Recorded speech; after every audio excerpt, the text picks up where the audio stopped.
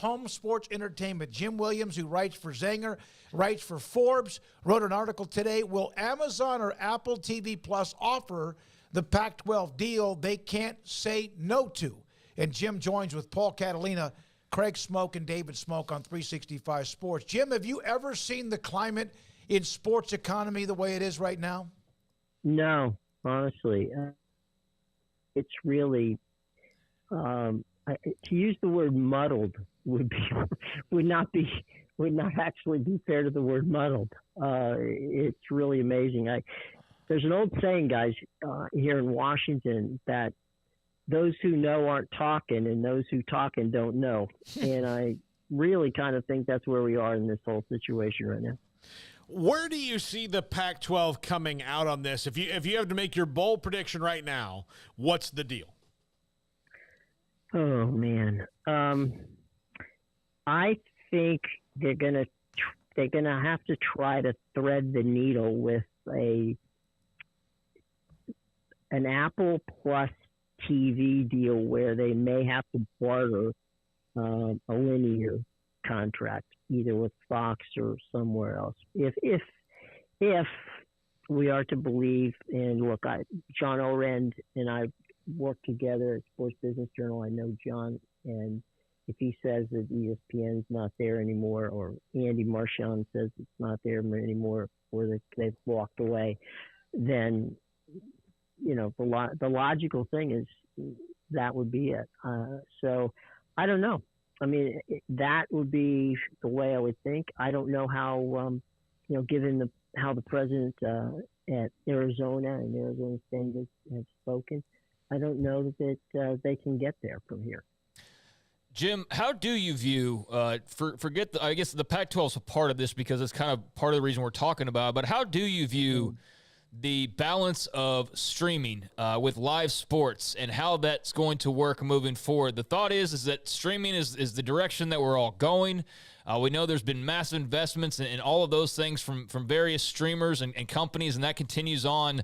But how much of a balance between the cable that we've always known and the streaming side of things with all the cord cutters and the added bonus of having that on top of cable for a lot of people?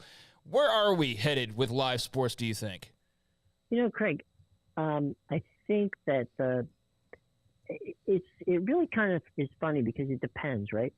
If you look at the numbers, right now, soccer fans of soccer have, they'll watch Paramount Plus, they'll watch and stream it on Paramount Plus, they'll stream it on Peacock, they'll stream it on ESPN Plus, they'll stream it now on Apple. So it in many ways, it kind of depends on where you watch your sports, right? I think that we're going to see a direct-to-consumer product here in the next 3 to 5 years, because if you look at what happened to Bally's, right? Mm-hmm. Paul, you talked about this the other day. The Bally's situation in regional cable is where I lived many years. It's the league wants those local rights back, and you may see deals where the Rockets and the Astros go together. You may see deals where the Angels and the Kings and different teams start getting together. I also believe, because of the way the recession is in sports at this point in time, that we're going to see a lot more consolidation. We're going to see a lot more of networks working together because the rights fees are going to be, one group is not going to be able to cover the amount of money that some of these rights are going to take. So I do believe, to try to answer the streaming question, I think that we're 2 or 3 years away from where that is a comfortable consumable. Okay. For right now, for some people, it's very comfortable. For others, it's not. But you need, the comfortable consumable. When Bob Iger says that, basically 3 years from now, ESPN is going to be ESPN Plus, that tells you where they're shooting for. Jim, there are a lot of strange, things going on if you think about how media used to be and is now. And I kind of want to circle back to Bally Sports on this one because they are the ultimate modern cautionary tale, aren't they? Because 100%. Their parent company, Sinclair, tried to get enormous. The government would not let them, which is weird considering the government lately usually lets people do that. Right. And then they said, okay, if they're not going to let us do it in news, we'll do it in sports. But Disney sold off those properties and Fox did for a reason. And now we're seeing that, aren't we? Yeah, well, actually, Disney wasn't allowed to keep them because of ESPN. Yeah. So they sold them. Where things really kind of went weird, and look, God knows I love ESPN. They paid me for many years, so rights fees got to a point where it was ridiculous. They were paying way over what market value was, right? Then things got really weird when the Dodgers got that $7 billion deal. In the, that started a chain reaction where Fox went down and gave the Angels $3 billion. Then they went down the coast to the Padres, got $3 billion. Then, if you remember the Astros, right? At that point, Fox was terrified that the Longhorn Network was going to get either the Astros or the Rangers, so they overpaid there. So we had this ridiculous kind of cautionary tale to your point, to the Valley's point, where regional sports networks are paying these outrageous sums, and you're wondering, okay, wait a minute, how are you going to get this money back? You're talking about 3 or 4 million people paying. All right, they're paying it $4 now. You're going to up it to $4 or $5, so the cable bill is going to go up to pay for this, and at a time when people were beginning at that point just to start to cut the cable.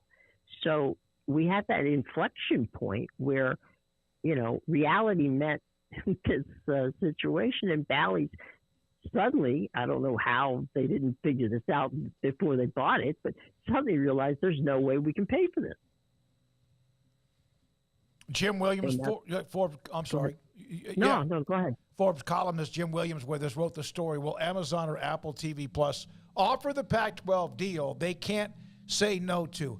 What if, and you mentioned Orand, and we've heard that Fox was not involved. At least that appears to be it. That doesn't mean they cannot get interested or get involved. If, in fact, ESPN is out of the deal, Jim, what would you do? I mean, how is that? It's not deadly, but then what? All right, if I were George Kliavkoff, and let's say this is how it has to work. If ESPN is out, right? George Kliavkoff knows that he needs to have some linear television. I don't know if it's 50%. That's what I think the president of Arizona said. President Stone, I believe his name is.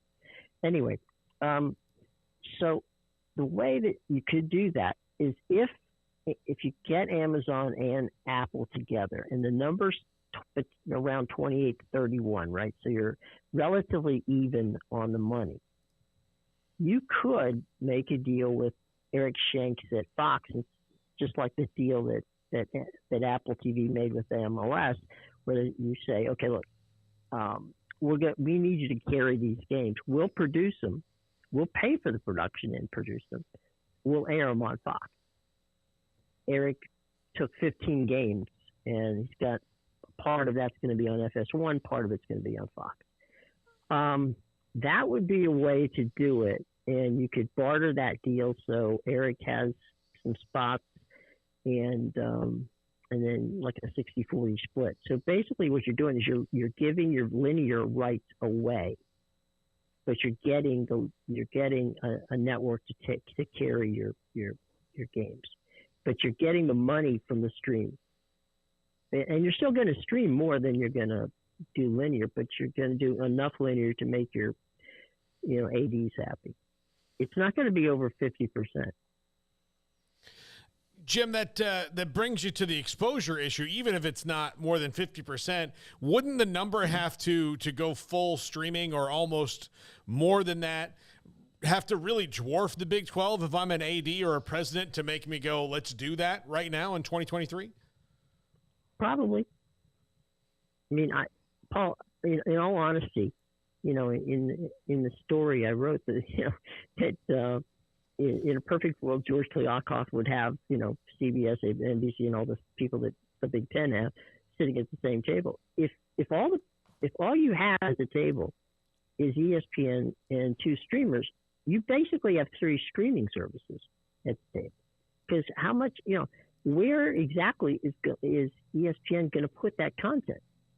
They've got SEC, which now they've got to put, really push that. They still have that contract with the ACC. They just signed a contract with the Big 12. They've got they got the NHL, the NBA, because they want to keep the NBA. And certainly they just signed a deal with the NHL. And they got Major League Baseball. Where, I know they got a lot of networks, but where on the pecking order does the Pac-12 land in that? Jim, how do you view I know that the Disney itself is laying off thousands of people, but how do you view that from the ESPN perspective? What does that tell you as somebody who's been in the business? Does that raise alarm bells, or how do you view that? It would for me. I mean, whatever the number is that ESPN threw out there, and I don't know what that number is.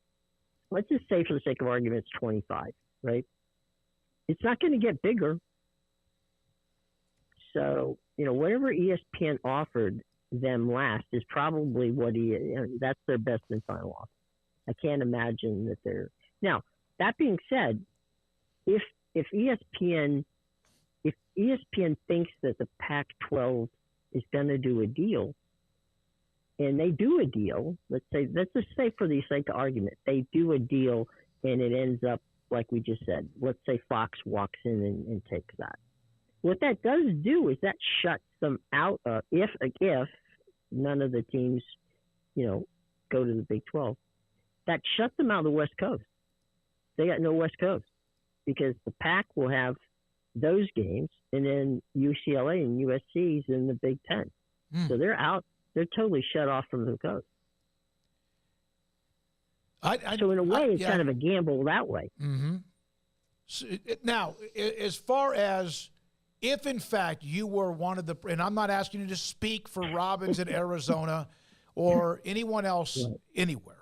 We know that there are schools, and maybe every single one of them, depending on who you think or believe in, but that none of them – I think all of them want to keep this thing together.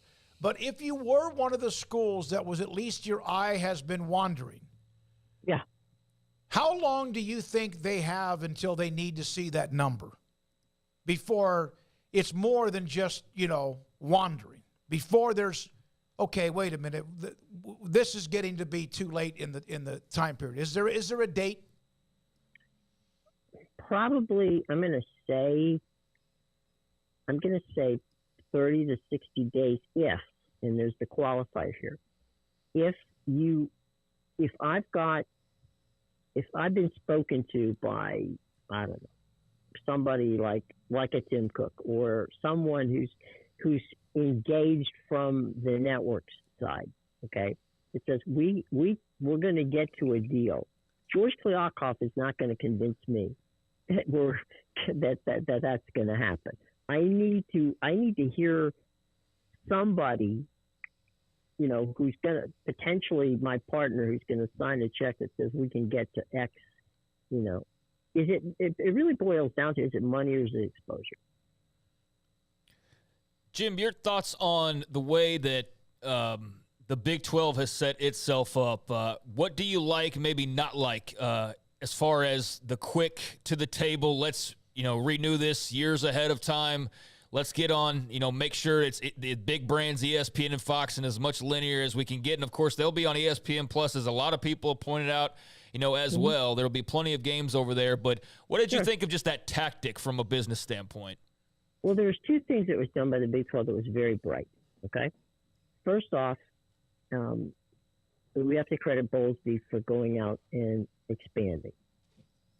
And I don't think he gets enough credit for the money shot was BYU. And the reason the money shot was BYU is back in remember when the 2010, shift came and we started seeing people move.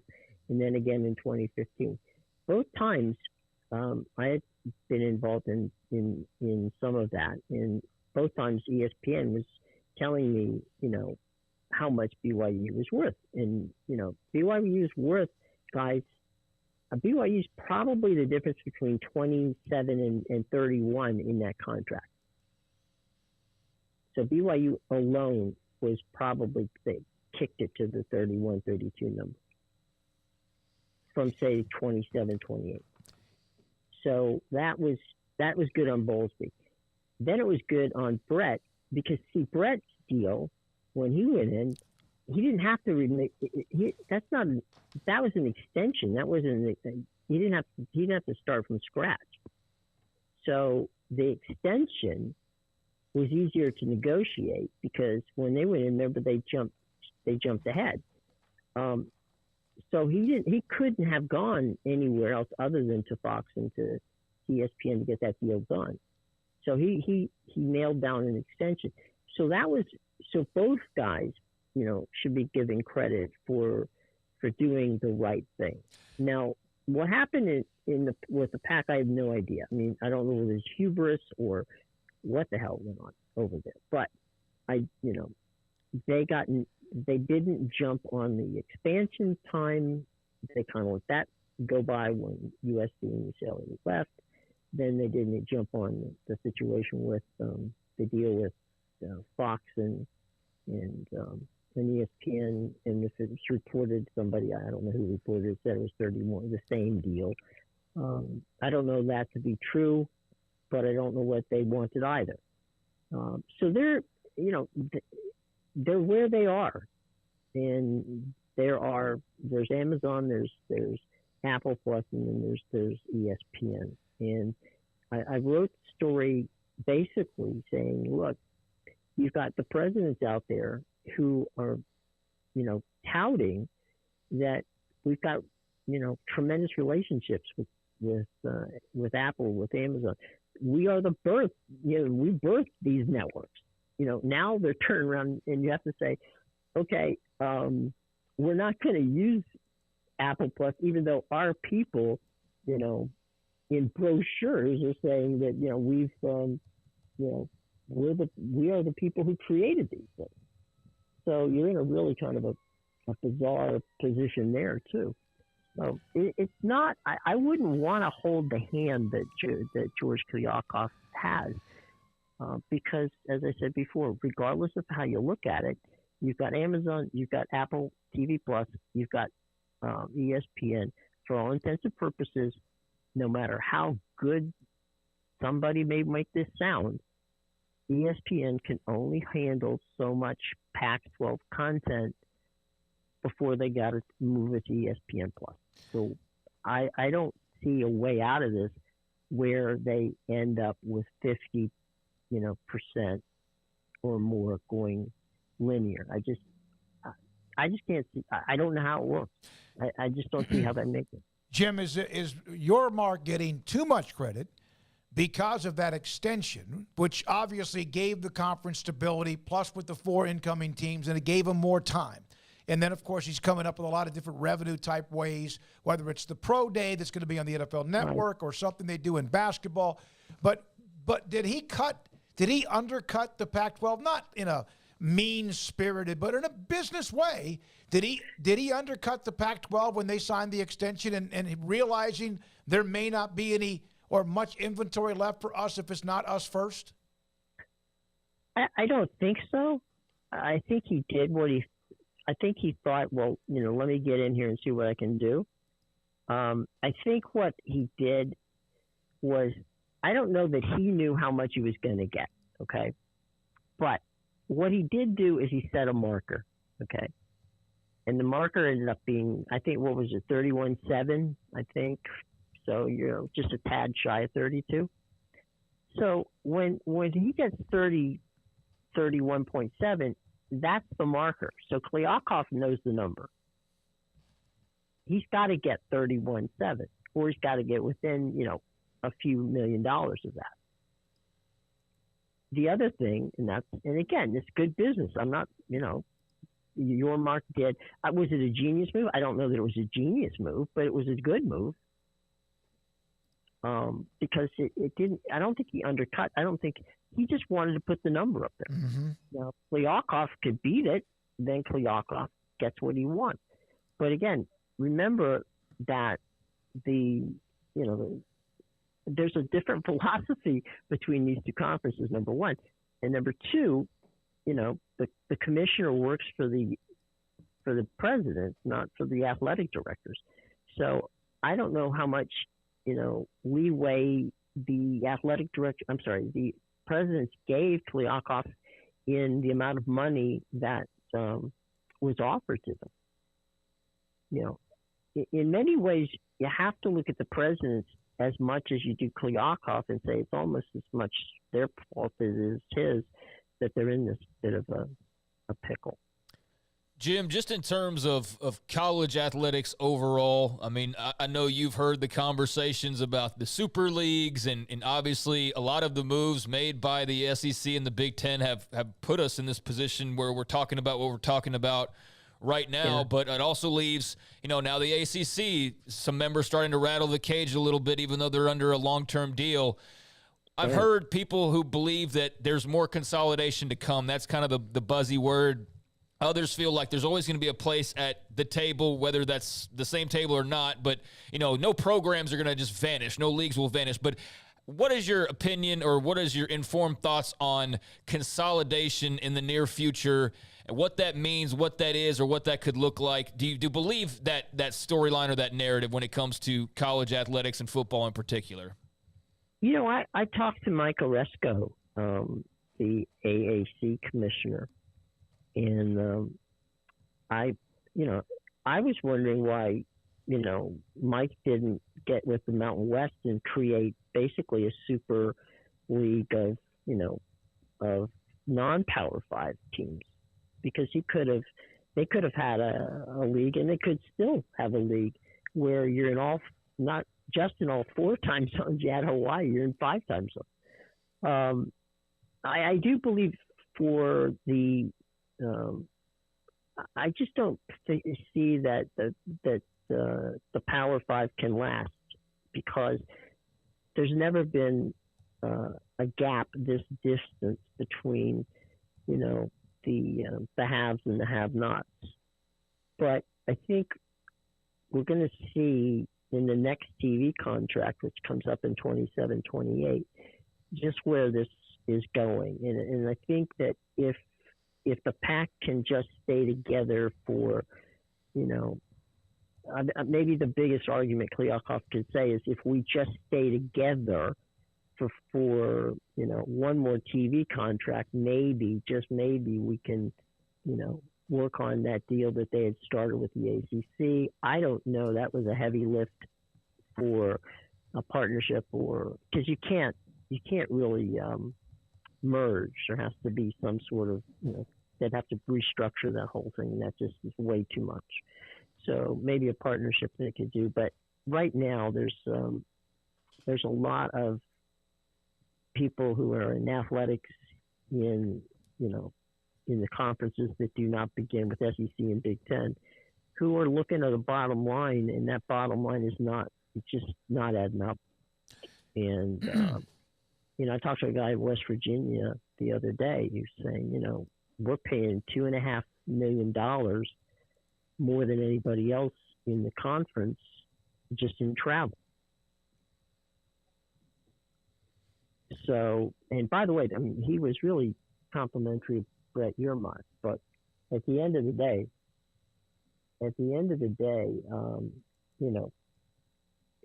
money's got to come from somewhere.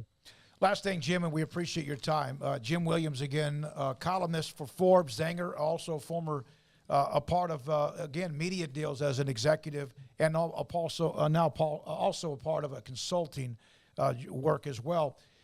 Does the number 31.7 is that like enormous? Not I say word pressure.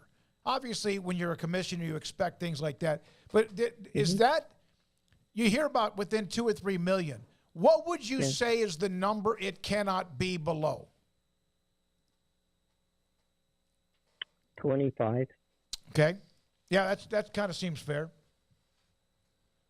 I mean, I could see where, because you got to really, moving from a conference to another conference is a really expensive venture. So I'm going to say 25. Okay. That's about $6 million. And some may do for less. I don't know. I mean, it's the economics is, everybody's got a different checkbook. But I would say 25. If it's below 25, I don't think they have a chance. But at the end of the day, guys, and I'll just wrap it up here because I know you're on time, and it's been a pleasure chatting with you. To me, it really boils down to, can you live with streaming or can't you live with streaming? Right. That's all you got to deal with right now. Yeah, and that also could affect the number you get if it's all streaming, or the number you get if it's, Correct. like you said, 50% or so. Jim, good stuff. We'll hope to have you on again. We'll see how things go the next few weeks. If anything at all, try to bring you back on. Thanks for helping us get set up with Andy Zimbalist yesterday. We appreciate your time and appreciate your articles. Thank you. Okay, take care, guys. Jim Williams, a consultant, Forbes, Zanger, columnist, and giving us just another perspective, another set of eyes, another set of ears.